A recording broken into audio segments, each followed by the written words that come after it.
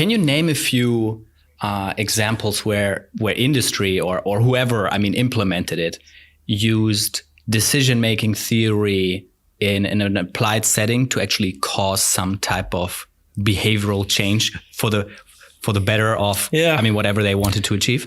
I guess I'm not sure about industry. That's you'd know better than me. Or government. I know there has been some initiatives in government that to make use of some of these facts we've learned about decision making. So you mentioned earlier defaults. So we know that, for example, defaults tend to be quite powerful. People will typically choose a default option over switching to something else. And one well-known example is the people willingness to sign up for organ donation. And for many years, this was kind of idiosyncratic by country. So some countries, it was the default that you were a donor unless you explicitly said, I do not want to donate my organs. So that was the case, I think, in places like Belgium. Places like the Netherlands up until recently had the opposite default. That is, you had to actively sign up and say, I want to donate my organs after I die. And so what happened is, from an economic theory point of view, this is a kind of a trivial. The decision to either tick the box or not shouldn't really matter. People's preferences should be to either donate their organs or not. And the mechanism of whether you're automatically in or automatically out should be a very small amount. Turns out it has a huge impact. So it was, something like a 5-fold difference between countries in willingness to donate organs, depending on whether they were opt-in or opt-out. Wow. Where obviously, the more effort you have to go. That's crazy. Yeah, and so that has changed. So the Netherlands are moving towards an opt-out system where you're automatically in unless you do something. So, and that's going to change kind of public health in a I think a pretty dramatic way. There's been other examples of defaults in the US where people have been automatically enrolled in retirement schemes where a certain percentage of their money goes to retirement. And, the higher the default, people just kind of leave it like that. And you can have people actually almost unwittingly save quite a bit more money by changing a default. The other one that I know of that I think is going to be quite important is the idea of social comparison and social norms. And this is a bit closer to my own research, where we know that people can be quite influenced by the behavior of other people, right? And the behavior, and also what they view as the kind of norm of behavior in a particular country, right? So, from your homeland, right? If you stand at a pedestrian crossing and you stand there until the little green man comes on, right? Sure. And otherwise you'll stand there forever. Yes. Whereas how the Germans do it. Yes. Whereas you go somewhere like Ireland, where I'm from, people would look at you as though you're insane if you just stood there and there's no cars coming. It's like, just cross the road. And, from going back and forth between these countries, I tend to conform with the norm. So when I'm in Germany, I stand there with everybody else. Even when there's nobody there, I stand there because that's kind of the norm in this country. And so I think people are starting to recognize you can take advantage of these norms and these social factors to try and motivate behavior. So I think one nice example is they did a big test in this in the US where people got their energy bill every month. And in addition to being told you used X kilowatts of energy or so on, and they were also told how much you use relative to your neighbors. Because people have no real sense of, is this a good amount or bad amount if they're just given a number of kilowatts. Yeah. Right? And then the benchmarking basically comes in here. Right? Yeah. And so the benchmarking was you're using more or less than your neighborhood average. Yeah. And that was all. So there was no sense of this is good or bad, just this is the case. And what they found was that, people who of course used more energy than their average tended to reduce their energy accordingly. So people wanted to be kind of closer to the norm, closer to the average, and move down. Now, one issue, of course, with nudges is that you're not always nudging people in the right direction. So this worked, but the problem was there was also people who used less energy than average every month. Mm-hmm. And what they found with those people is they start using more.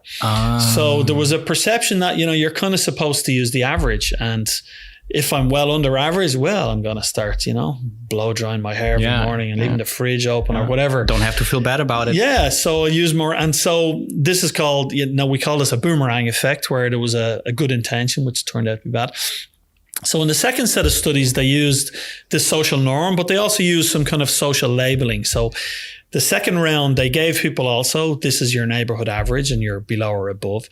But when people were below the neighborhood average, they got a little smiley face, right? So it was like a good job. You're doing good. When they were below the average. When they were above the average, they got the frowny face, right? It's like, you should do something about this. I get one of those. There you go. Not the negative smiley face. You get the smiley. But there is a smiley on my energy bill. I mean, I can tell. There are smileys on it. You just need a smiley. You must be doing good if there's a smiley. And in that test, it had the desired effect. So people who use more than average tended to reduce to the average. People who use less than average stayed below the average because they were getting their smiley faces and reward. And so I think that's a nice example of where you're not going to cause radical changes in energy use, but you get enough and at scale that it can actually have a real effect. Part, right. So, and also it's basically free to the provider. So it's free to the energy company. You don't need to give any kind of financial rewards for reducing energy. It kind of happens naturally as a consequence of people's willingness and desire to follow these norms. So I think that's going to be, these kind of interventions I think have potential. At least up until people feel they're being tricked, which I think is another an issue with nudges, that people can feel manipulated quite easily, right? And sometimes it has the opposite effect, right? You feel okay, the government are trying to tell me what I should do. And then the trust is gone. Yeah, so I think there may be a limited range of areas where these are useful, things like public health maybe, or environmentally sustainable behavior, where most people agree this is pretty much a good thing to do. But it can, I think, if these things overreach, with extreme taxes on sodas, which some governments have tried to do, that hasn't worked so well. So I think there still needs to be research on what are the limits of people's willingness to trust, as you say, and also feel not tricked and manipulated. Yeah. Talking about a boomerang effect. So this is the story how I heard it. I mean, whoever's listening, please correct me if you hear something wrong. There's a fair chance this is actually not true. But what I heard was that before on Wall Street, there was no, it was kept secret, the big bonuses and salaries. And then and of course, back then it was also outrageous how much bonuses and so on have been paid out to executives or managers in certain positions. So the government has made it obligatory that those numbers will be made public, with the idea of, oh no, there's going to be so much public outcry that those executives will be shamed into submission. But that's not what happened at all. What happened was that the people working with those executives, they saw, I'm doing the same work. How does he get so much more? I want more.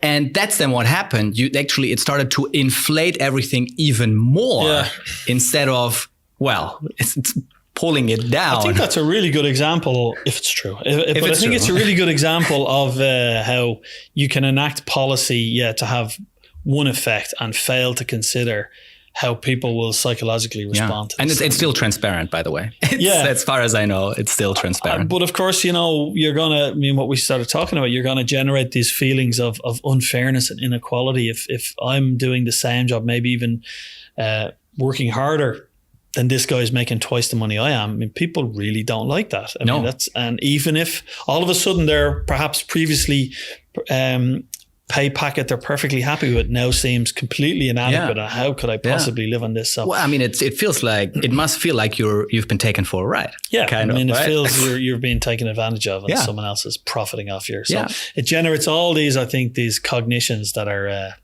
not conducive to a happy life. And so but I think there's an example where, psychologists / cognitive neuroscientists / decision neuroscientists kind of, I think, usefully inform on, this is likely to happen if you enact these things. And again, often these policies are based on these economic principles of kind of rationality, which is basically saying I should be happy with my packet. What you're making is irrelevant. But of course, it's far from irrelevant. It's always a comparison.